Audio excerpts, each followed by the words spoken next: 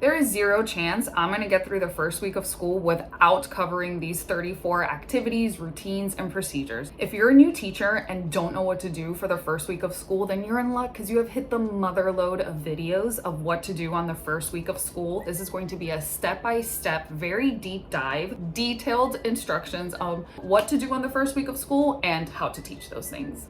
Let's start with number one, hand signals. While teaching constant interruptions to go to the bathroom, get a tissue, get a pencil, I have a question, I need a piece of paper. Like, there's so many interruptions that could happen during a lesson. So to try to reduce some of those interruptions, I use these hand signals. Based upon how many fingers they put up, I know what they need in that moment. Rather than having to verbally answer and interrupt the flow of my lesson, I just look at them, I make eye contact with them, I either nod my head yes, or I give them a thumbs up, they go do what they need to do, and I continue my lesson. These hand signals really make it easy to where the students get their needs met and also not interrupt the flow of the lesson. Now that we get to number two, we compare and contrast the difference between a babysitter and a teacher, because I really want to drive the point home for them to view me in a certain way, but also for them to see how I view myself. Because I set that precedent and I set that tone through this discussion comparing the difference between a babysitter and a teacher, it helps them critically think the difference between those two things. And then within that conversation, I'm able to throw in information about how I view myself. For example, I am not a babysitter because one, I spend thousands of dollars on a degree, not a teaching degree, but that's a story for another day, but a degree so that I can teach them. And so I take my job very seriously. When I come to work, I prepare to work. I expect the same from them, because if they're not working, if they're just hanging out, that means I'm babysitting them. That goes against my philosophy. Having this discussion right away sets the tone and allows them to see how I view myself. Number three, we do a read aloud, and I do a read aloud specifically of The Places You'll Go by Dr. Seuss. I love this book. I was gifted this book when I graduated high school. The reason why I read it on the first week of school, again, setting the tone, explaining that you're going to have ups and downs. Not everything's going to work out the way that you want, but in the end, through perseverance, you will do well. They are going to be uncomfortable. I am going to challenge them, but that's okay. That's okay that they're uncomfortable, because I'm going to have safeguards along the way to help them, and I'm there to support them. Despite the work being hard for them at some point, like the character in the book, we can get back up and keep trying again over and over and over, because it's not going to be the first time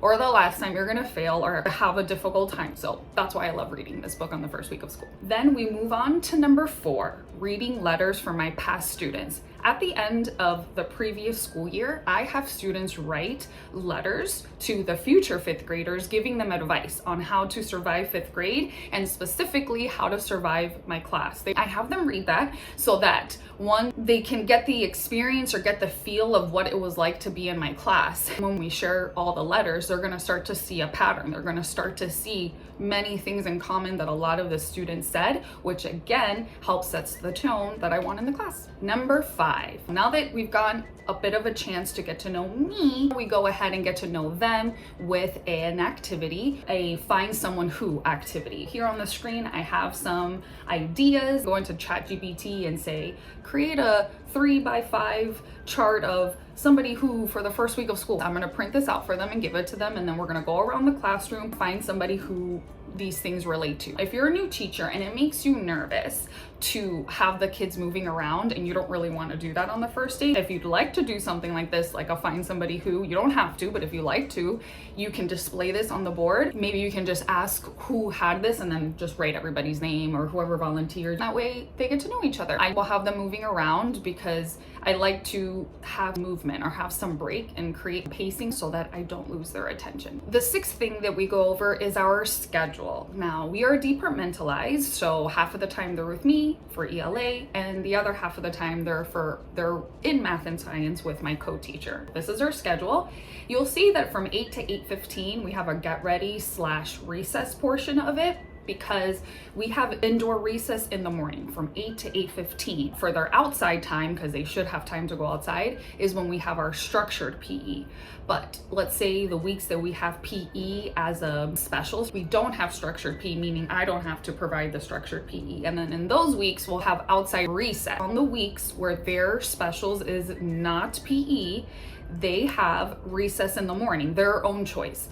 There's another process to it in the morning, but we're gonna get to that in a minute because that's part of another slide. After they get their things done in the morning, then they have indoor recess where they get to choose, like, play a board game, play an educational game on the computer, puzzling, coloring, or just chatting with their friends. I love this time because it's a good way to ease into our day. When our principal said that this was an option to have recess like this in the morning, I was all for it and took it right away. I don't know exactly what my schedule is yet. I just have this as a placeholder because this was my schedule for last year. The sixth item is presenting our command station. On the command station is our schedule, but down the way from our schedule is our daily classroom agenda. On Monday, the kids will see that in a different color other than black, I have written important events throughout the week so they can see what's coming up. And then what's in black is the activities we're gonna do during whole group. I don't put any homework there or about small group or centers or anything like that. It's just what we're covering whole group, so they can get an idea of what it is we're doing that day. Next to the agenda is the focus wall. And the focus wall has all the information for our unit, like the title of it, the essential question, what's for spelling, what's for vocabulary, what comprehension strategies we're gonna read, which passages we're gonna read, stuff for writing, stuff for grammar. When we first start a unit, I present it from the focus wall. So I'm looking at the focus wall, I'm pointing to each thing and talking about it. And then throughout the unit I'm teaching, I will refer to the focus wall whenever necessary. So let's say if we're talking about our essential question, I'll go back to the essential question and point to it. But I constantly go back to it, especially at the beginning, so that they get used to looking at it and understand that it's not there for decoration, it's there for a purpose to provide them information so that they know what we're doing every step of the way. Eighth one, my favorite one, is where we talk about what a misbehaved classroom looks like. So before teaching them the rules, I like to get them to critically think about examples, what a misbehaving classroom looks like. They're so used to being told, these are the rules, do this is how I expect you to be. But if I first present to them and I first ask them, what does it look like, sound like, or feel like when a classroom is not running correctly, when it's not running optimally, what does that look like? So in order to get them thinking about it, I then give them an index card. And on the index card, it has a number 1, 2, 3, so that when they look on the board, they know if they're in charge of saying what a misbehaved classroom sounds like or feels like or looks like. So then I give them a few minutes to write down and draw also what that looks like to them. And then I have them hold on to that card. And then we talk about it. We see what commonalities we have between our cards. We have the discussion. Then we move on to item number 8, which are the classroom norms and the rules. And then you'll see how I use the index cards to present that information. We have our classroom norms and I go through them. They're very basic. It's to be kind, be respectful, be your best, feet and hands in your space. I want to stop at be your best because I talk about that one a lot. I explain to them that I don't expect perfection because they better not expect perfection from me. See, I can't even say the word perfection. I do not expect for them to be perfect and know every single thing right away. In fact, I tell them, if you did know everything and you didn't need school, I would not have a job. There'd be no purpose for this building, right? We are here because we're assuming there is lack of knowledge. In order to gain that knowledge, you just have to show up. You just have to show up and put forth the effort. You show up with the effort, I show up with the information, I transfer that information to you. With your effort, you receive that information and apply it and you have it. So that one about being your best, I really spend a lot of time on. I talk to them about sitting up straight, in that when we sit up straight, we have more blood flowing to our brains. I compare it to them. I ask them, how, you have a garden hose. What are ways you can stop the water? They'll say, oh, just turn it off or take the hose and bend it. I'm like, yes, that one, take the hose and bend it. Well, I want you to think of the veins where your blood runs through, that like a hose. And if you're scrunched over or laying down,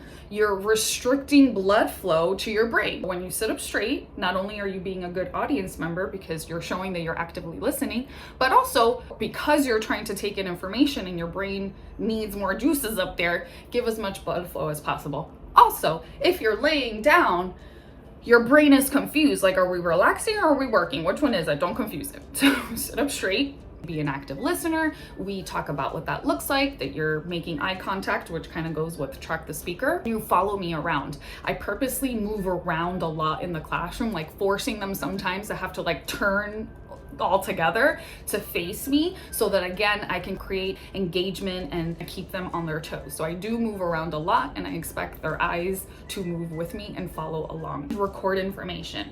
We do a lot of writing, a lot of note taking, so they're going to be recording a lot of information. If I'm copying, you're copying. If I'm writing and modeling something, you're going along with me. If I'm over here with my pen or my marker, more than likely you should be writing something too. After we review that, we go back to our index card where we talked about what were non-examples of a good classroom. What was it like to misbehave? Based on their card, we then compare to it. Whose card would be against being respectful? Oh yeah, when you said disrespecting the teacher, right, that would go against this one. First, I like to activate their brains with a non-example, and then we go to the example so they can compare and contrast, and it could really solidify in their brains. This isn't the solution to all of your problems, but this is definitely the stepping stone to getting them to understand how you want the class to run. And it'll make it easier to reinforce the rules later. The next 5 items include restroom procedures, recess procedures, specials, cafeteria expectations, and assemblies. I'm gonna go through these very quickly because they're pretty self-explanatory. Like I said, the recess, be courteous, take turns, hands to yourself. Obviously, they're not gonna remember all of it, but I do wanna teach it in isolation so that it can sink in a little bit more, so that when I repeat it again later, it sinks a little bit more, and I repeat it again and repeat it again and repeat it again, because as a teacher, you must repeat yourself a lot in order for it to stick, right? So let's say before we go out to recess the first time or the first few times, I will display this reiterating the point so that they remember. When we're talking about specials, we discuss what their favorite special is and why. It's usually STEAM, I find. And we behave at specials, and which one of the classroom norms will they make sure to use during specials. Then our cafeteria expectations, we talk about how we use the same classroom rules, we respect the staff, we pick up trash, we have to wear our IDs, of course, not sharing food, don't share food with anybody else, and you're not allowed to take food out of the cafeteria, which I think to be such a waste, and I don't know why. They didn't finish it, but they're not allowed to take it with them. In my last school, I would just let kids take food with them. I didn't know this was a rule, and then when we got here, I got in trouble for letting them take it, but I didn't know. Assemblies. Again, we talk about what it's like to be a respectful speaker. We face forward, we're silent, we're nodding our heads to show that we're listening. The next one is class dojo. They will be getting points per day after open house. I didn't put the date there because I don't know when our open house is. And the reason why we start the points after open house is so that we can explain it to the parents, because them and the students will sign a contract for the following. They are working towards 2 fun field trips, not academic field trips, because it is illegal to exclude students from academic field trips. But for fun field trips like we have, where we go to the arcade and then later in the school year to Universal, those have to be earned. And they are earned by having a certain amount of class dojo points. I don't have that exact number right now because I don't know when we're starting it. What we do is we give 3 points per day. They can get more points than that per day or get points taken away. Next are our morning routine. They come in the morning and grab their ID, which is located inside of a shoe pocket holder that I have outside of the classroom, and it's numbered, which that shoe pocket holder I use also for something else, but we'll talk about that later. They are to put their IDs in there in the afternoons, and then in the morning pick up their ID because they have to have it on the entire day, and it's right outside of the classroom, so they are to put it on before they even walk into the classroom. First, they read the agenda and the focus wall. Next to the agenda on the Promethean board, I'll have directions, and it's numbered. So it'll be like, number 1, get your laptop. Number 2, get your comprehension vocabulary notebook. Number 3, get glue.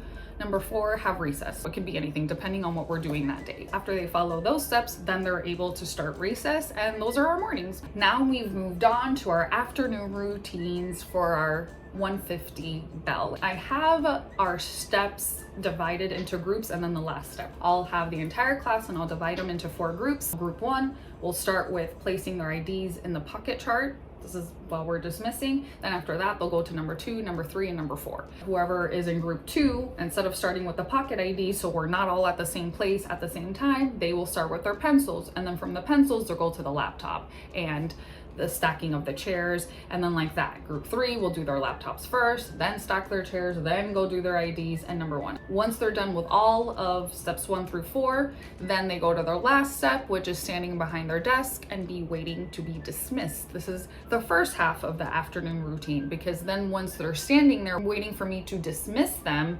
then we go into our next routine that we have to practice, which is how we stand in the hallway. It is one of 4 places because each teacher is designated one of the 4 posts and it rotates every single week. We're going to practice how we stay in our designated area. We do not leave without a teacher and we stand in a straight line to get to our dismissal spots. After this, we review line order and how we walk in the halls. At first, there is no line order, but after I get a sense of how they roll, then I'll put them in a line. They will for sure be in a line order, and I will change it throughout the year depending on how it goes. When we're walking in the halls, I want them to be silent. I want them to walk with their eyes forward and to keep their hands to themselves. I really stress this. I explain to them that my job is not only to educate them, but is also to keep them safe.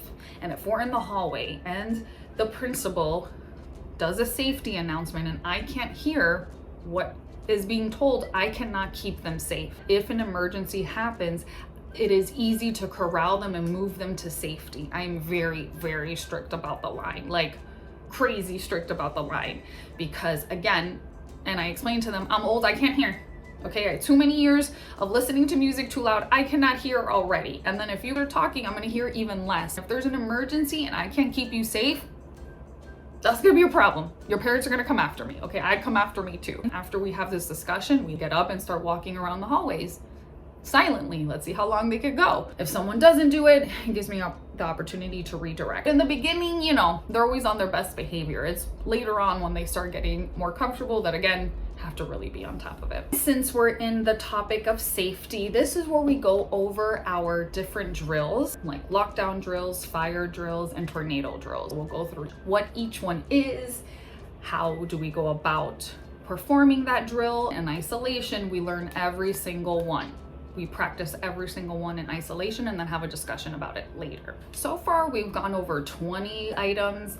I'd like to get through these 20 the first day of school. Are you serious?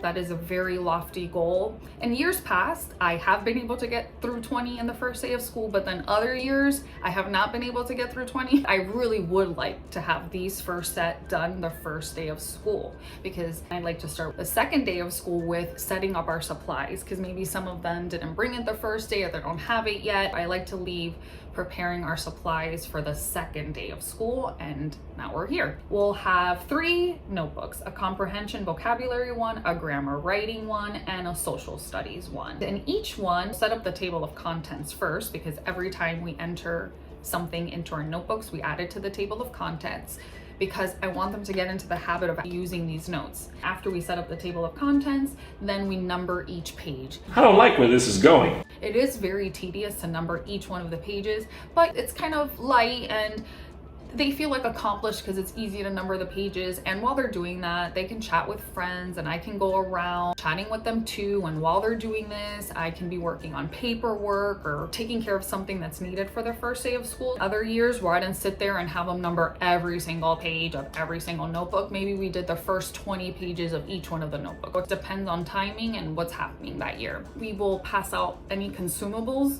that they might be using. They'll put their names on it. We'll organize their pencils, crayons, highlighters, sticky notes, and glue, and then we'll set up our writing binder. I'm planning to do a video just on the writing binder, so I'm not gonna go into detail about that. Now that we have all of our supplies, we're gonna write in our notebook for the first time. We're gonna do it in the grammar writing notebook because they are going to be responding to a journal prompt. This journal prompt, when I've shared this idea with other teachers, they think it's a very bad idea to ask this question. What? but not for me. This has been like such a game changer ever since I started asking this question. The question is, explain why you don't like school. Or if you do like school, tell me why you think someone would not like school or does not like school. They're welcome to create a drawing that matches their response. And I love asking this question as to why they don't like school because it encourages honesty. I want them to be able to feel like it's a safe space to come talk to me and air out their grievances without feeling like they're going to be judged for it or get in trouble for it. It empowers students because they're able to say, this does not work for me. They're able to talk about, give voice in their education and make them feel more involved in the process. Not only that, while they're airing out their grievances, I can rebuttal them. So if they say something like, oh, the work's really hard and I can't do the work and I'm not really good at the work, then I can say something like, well, you're in luck because I'm a total nerd for education. I love teaching and I love taking a student who doesn't know what to do to knowing what to do. So don't worry, you're not alone. Also, I will have a lot of resources and support to help you feel like you're not alone. oh, I don't like waking up early. Okay, good, because I don't like waking up early either. So we're both on the same boat. So then they feel like someone is relating to them, right? Or in the years past, the biggest response as to why they didn't like school is the teacher.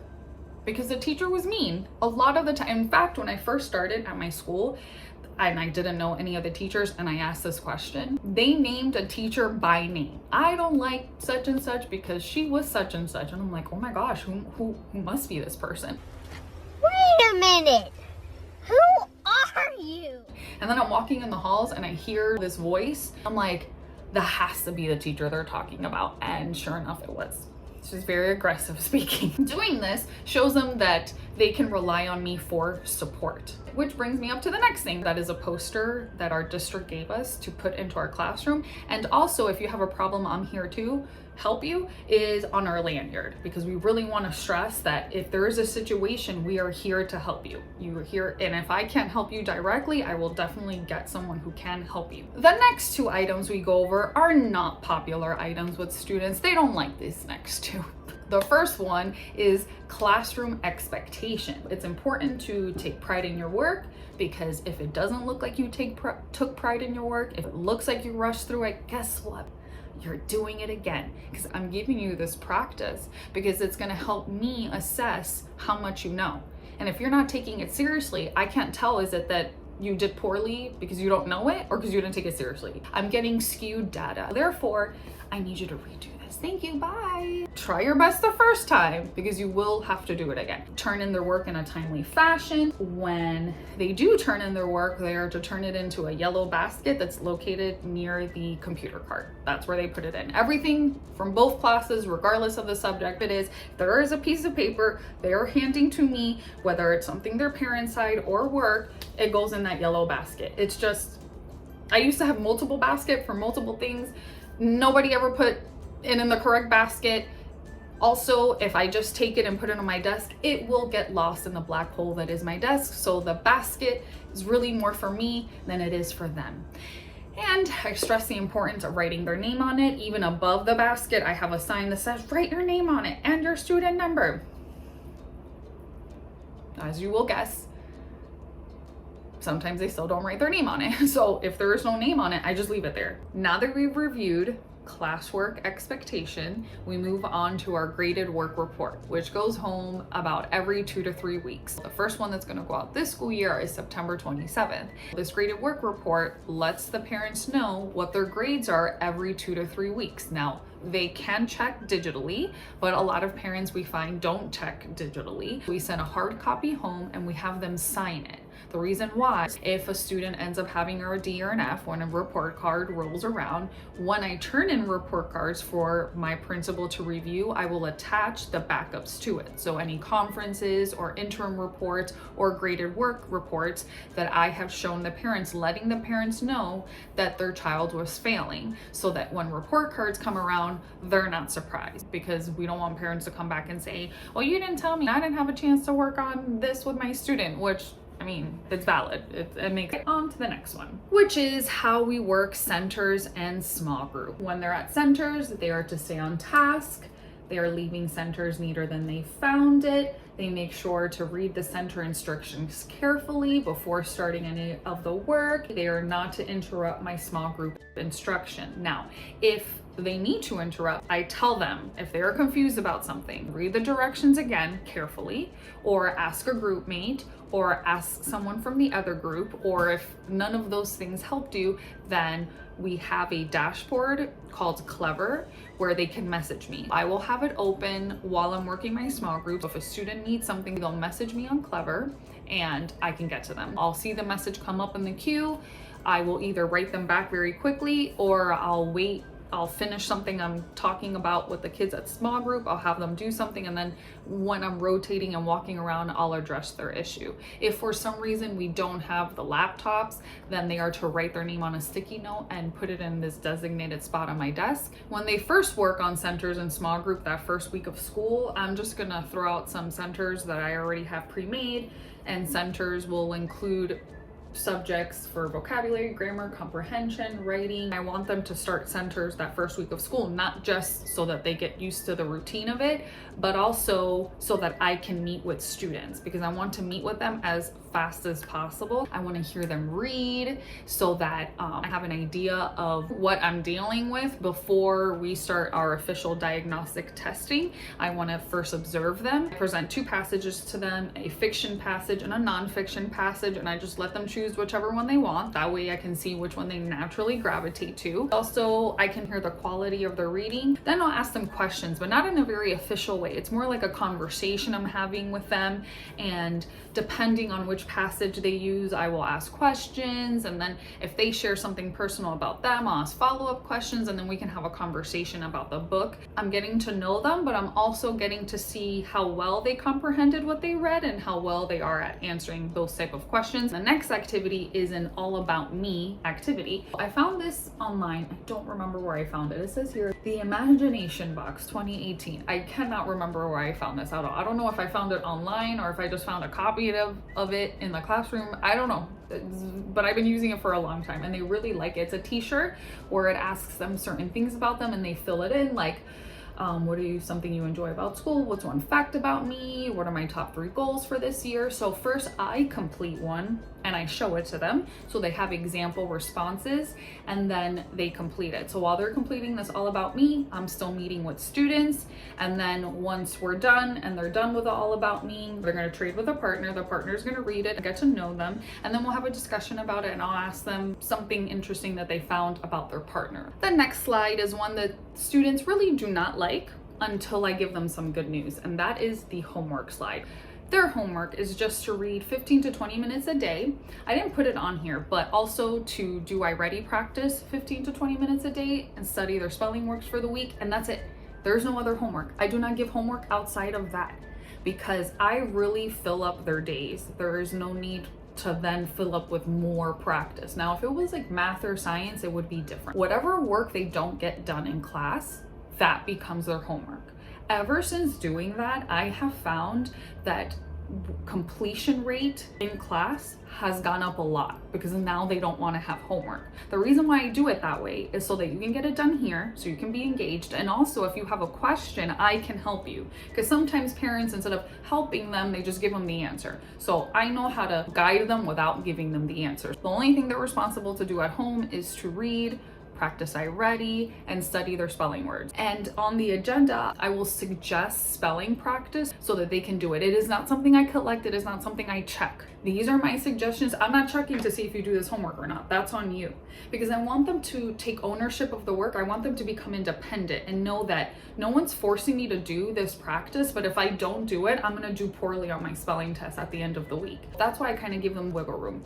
At the end, like let's say they didn't finish something for that day, well then they are to write in their agenda that they have XYZ homework because they didn't finish. I tell parents if they come home with worksheets or they come home with some type of work, a lot, that means they're not using their time wisely during class because now they're forced to do it as homework. This next one is mandated by our district. We have to show a code of conduct video, have a discussion with them about it. I tell them to please pay attention during the video, but even during the video, I will pause it and we'll have discussions about it to make sure it's sinking in their minds. And then after that, they take a 25 question true or false quiz to see how much they retained from the video, and after that we'll review answers. From there we move on to one of their favorite topics, which is classroom jobs. I didn't do it last year. I'm not sure why, I just didn't keep up with it and I really felt it. I'm bringing it back. Remember that shoe holder that I told you about that has another job? Well, that's where this comes in.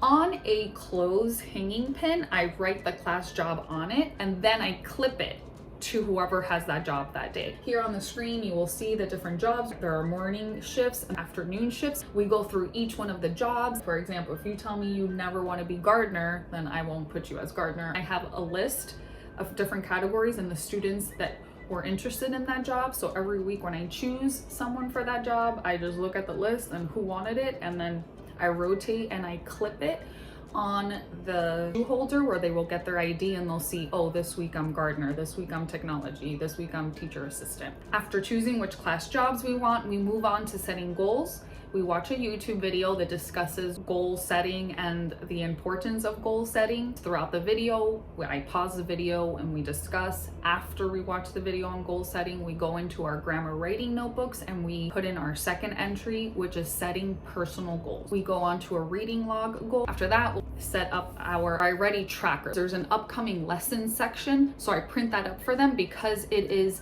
customizable to them. Depending on how they did on the original diagnostic, it will set them on a learning path. That learning path, their upcoming lessons that they'll have, I'll print that out and give it to them. Once they finish the lesson, they are going to write what percentage they got on that log so that they can keep track of all of the lessons they're passing. Then I have something else. Every single time they pass a lesson with 70% or more, they're allowed to grab a sticker from the sticker jar and then place a sticker next to their name representing that they passed the lesson with 70% or more. They love that. It creates movement throughout the day. It gives them a little bit of break in between the day, and they really do have a lot of pride in putting a sticker next to their name and choosing fun ones. So I have different ones for them to choose from. Ever since doing that, I noticed the number of lessons being done and being passed go up since I implemented that strategy.